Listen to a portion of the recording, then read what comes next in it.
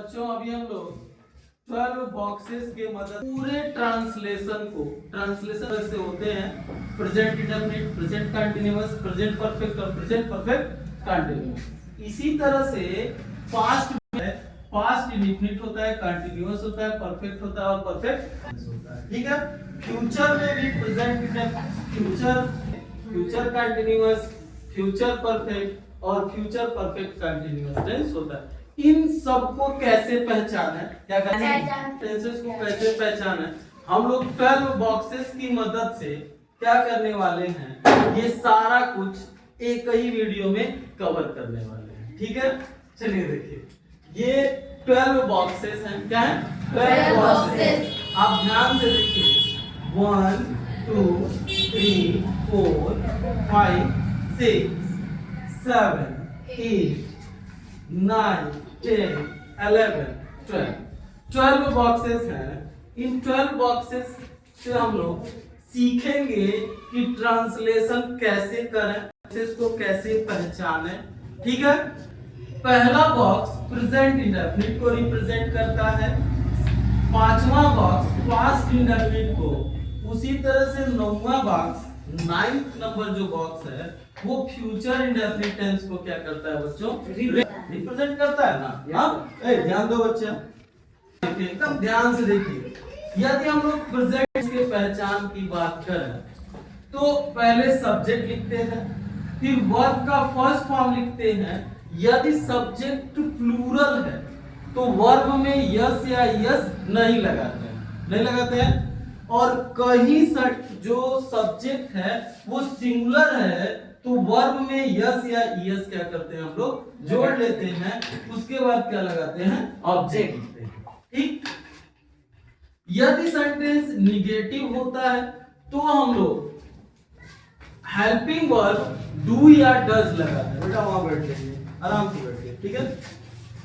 Helping verb क्या लगाते हैं, डू या डज लगाते हैं, उसके बाद नॉट लिखते हैं, फिर वर्ब का फर्स्ट फॉर्म लिखते हैं, फिर क्या लिख लेते हैं बच्चों, ऑब्जेक्ट लिख लेते हैं। इतना समझ में आया। एक है वह पत्र लिखता है। अब इन दोनों को देखिए तो ही राइट्स अ लेटर और यहां हो गया he does not write a letter. अब ध्यान से देखो वर्ब में यस लग गया है और इसमें हेल्पिंग वर्ब डज लगा है, फिर क्या लग गया है बच्चों, नॉट, फिर वर्ब का फर्स्ट फॉर्म लगा। ठीक है, समझ में आ रहा है? आप लोग बड़ा अच्छा समझते हैं। फिर प्रेजेंट कंटीन्यूअस टेंस की बात करें हम लोग इसी तरह से, तो प्रेजेंट कंटीन्यूअस टेंस में जो रूल होता है उसमें पहले सब्जेक्ट लिखते हैं, फिर इज एम आर में से कोई एक हेल्पिंग वर्ब लिखते हैं। ठीक। उसके बाद वर्ब की फोर्थ फॉर्म यानी कि आईएनजी फॉर्म का प्रयोग करते हैं। कौन सी फॉर्म का प्रयोग करते हैं, आईएनजी फॉर्म का प्रयोग करते हैं। ठीक। उसके बाद ऑब्जेक्ट लिख लेते हैं। एक छोटा सा एग्जांपल यहाँ लिखा है, वह पत्र लिख रहा है, तो ही इज हेल्पिंग वर्ब क्या आ गया, इज, और राइट का फोर्थ फॉर्म क्या हो गया, राइटिंग हो गया, फिर और लेटर हो गया। क्या हो गया बच्चों, ऑब्जेक्ट क्या हो गया, गॉट इट? Yes sir. अब हम लोग की बात करें तो प्रेजेंट परफेक्ट को ये डिनोट करता है, दर्शाता है। इसमें जो सूत्र होता है, जैसे कहिए कि कैसे पहचाने, जो फॉर्मूला होता है इसको पहचानने का, इसमें क्या होता है, सब्जेक्ट लिखते हैं, फिर हैज या हैव लिखते हैं, फिर उसके बाद क्या लिखते हैं, वर्ब की थर्ड फॉर्म लिखते हैं। क्या लिखते हैं बाबू, वर्ब की थर्ड फॉर्म लिखने के बाद क्या लिख लेते हैं, ऑब्जेक्ट। ठीक। एक छोटा सा एग्जांपल, वह पत्र लिख चुका है, तो ही हैज क्या हो गया, हेल्पिंग वर्ब, राइट का थर्ड फॉर्म क्या होता है, रिटन अ लेटर। अब बात करें प्रेजेंट परफेक्ट कंटीन्यूअस टेंस की, तो इसे बनाते हम लोग पहले सब्जेक्ट लिखेंगे, फिर हैज बीन लिखेंगे या हैव बीन लिखेंगे, फिर उसके बाद वर्ब का fourth form means ING form. कौन सी फॉर्म, आईएनजी फॉर्म, फिर ऑब्जेक्ट लिखेंगे, फिर सिंस या फॉर लिखेंगे, फिर क्या लिख लेते हैं बच्चों, टाइम। बच्चों का एक प्रश्न रहता है बार बार, लगाएं, हम लोग पहले से पढ़ चुके हैं कि बजे, वार, जब तारीख आवे तो फॉर छोड़ सिंस लगाना। कहने का मतलब ये है कि जब पॉइंट ऑफ टाइम आएगा, एक निश्चित समय आएगा, तो क्या लगाएंगे? सिंस। यहाँ बैठ जाओ जरा, ठीक। और जब पीरियड ऑफ टाइम आएगा, एक समयावधि आएगा, यानी अनिश्चित समय आएगा, तो क्या लगाएंगे? फॉर लगाएंगे। उसके बाद टाइम लिखेंगे, 1 घंटा, 2 घंटा, 2 दिन, 3 दिन या 4 बजे, 5 बजे जो दिया रहेगा उसको हम लोग लिख लेंगे, ठीक। शोर मत करिए, यहाँ ध्यान दीजिए, सबको समझ में आ जाएगा। वह सोमवार से पत्र लिख रहा है, यहाँ देगा he has been writing a letter।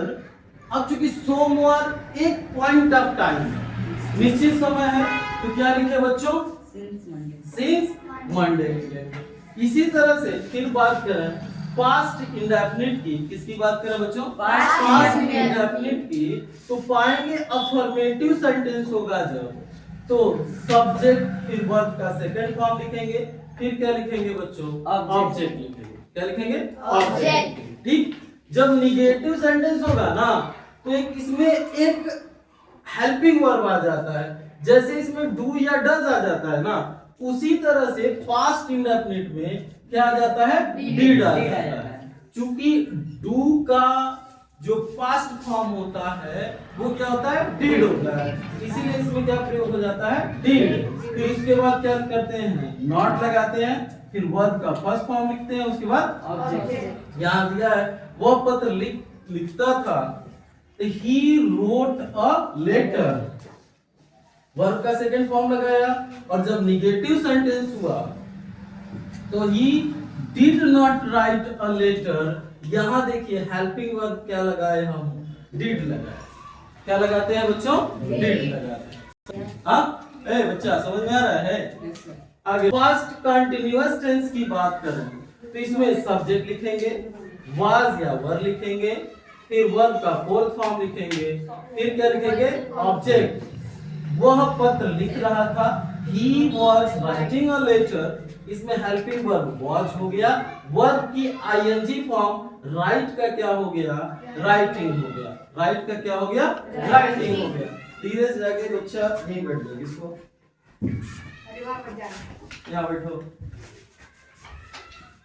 ठीक। अब देखो बच्चों, फिर से देखिए पास्ट परफेक्ट कंटिन्यूअस टेंस की बात करें तो इसमें एक ही हेल्पिंग वर्ब होता है, हैड। जैसे पास्ट प्रेजेंट इंडेफिनिट में हैज हैव होता है, सिंगुलर के लिए हैज होता है, प्लूरल के लिए हैव होता है। बट पास्ट परफेक्ट टेंस में ना बच्चों, सिर्फ एक ही हेल्पिंग वर्ब होता है, वो होता है हैड। इसमें भी वर्ब की थर्ड फॉर्म लगाते हैं और ऑब्जेक्ट लिखते हैं। जैसे वह पत्र लिख चुका था, he had written a letter। he had written a letter। फिर बात करें इसकी पास्ट परफेक्ट कंटिन्यूअस टेंस की। किसकी बात करें? पास्ट परफेक्ट कंटिन्यूअस टेंस की बात करें तो पहले सब्जेक्ट फिर हैड बीन लिख लेते हैं। क्या लिख लेते हैं? हैड बीन लिख लेते हैं, ठीक। फिर वर्ब का फोर्थ फॉर्म ऑब्जेक्ट, सिंस या फॉर, फिर टाइम। जैसे वह 1 घंटे से पत्र लिख रहा था, देखो 1 घंटे क्या हो गया? 1 घंटा अनिश्चित समय, 1 घंटा कभी भी आ सकता है, तो क्या हो गया? he had been writing a letter for 1 hour। क्या हो गया? for 1 hour और रहेगा, ठीक। यहाँ फ्यूचर इंडेफिनिट की बात करें तो क्या लिखते हैं? सब्जेक्ट, फिर विल शैल, वर्ब का फर्स्ट फॉर्म और उसके बाद क्या लिखते हैं? ऑब्जेक्ट। सीधे बैठो, ठीक। यहाँ पहले सब्जेक्ट लिखेंगे, विल या शैल लिखेंगे, फिर वर्ब का फर्स्ट फॉर्म लिखेंगे, उसके बाद क्या लिख देंगे बच्चों? ऑब्जेक्ट। क्या लिख देंगे? ऑब्जेक्ट। जैसे यहाँ लिखा है वह पत्र लिखेगा, तो he will write a letter। यहाँ will है, shall है, तो क्या होता है? I और we को छोड़ के जो बाकी बचते हैं सब्जेक्ट, उनके साथ क्या लिखते हैं? will। और I और we के साथ क्या लिख लेते हैं? shall। मगर कुछ कंडीशंस आते हैं जिसमें विल लगता है और सेल की जगह पे क्या लगता है, विल, और विल की जगह पे क्या लगता है, सेल लगता है। वहां बैठ जा बेटा। ठीक, अब देखें फ्यूचर कंटीन्यूअस टेंस की बात करें तो यहाँ पे पहले हम लोग सब्जेक्ट लिखेंगे, विल बी लिखेंगे हेल्पिंग वर्ब। क्या लिखेंगे, विल बी, या क्या लिखेंगे, शैल बी। क्या लिखेंगे बच्चों, शैल बी। उसके बाद वर्ब का फोर्थ फॉर्म, फिर ऑब्जेक्ट। वह पत्र लिख रहा होगा, he will be writing a letter. ठीक, आगे बात करें फ्यूचर परफेक्ट टेंस की। किसकी बात करें, तो पहले सब्जेक्ट लिखेंगे, फिर विल या शैल लिखेंगे, उसके बाद हैव यानी कि विल हैव या शैल हैव, फिर वही वर्ब का फोर्थ फॉर्म, थर्ड फॉर्म और ऑब्जेक्ट लिखेंगे। वो पत्र लिख चुका होगा, he will have written a letter. और लास्ट की बात करें तो इसमें जो हेल्पिंग वर्ब आता है वो विल हैव बीन आता है या शैल हैव बीन आता है। यहाँ एग्जांपल लिखा है कि वह 2027 से पत्र लिख रहा होगा, तो he will have been writing a letter since 2027।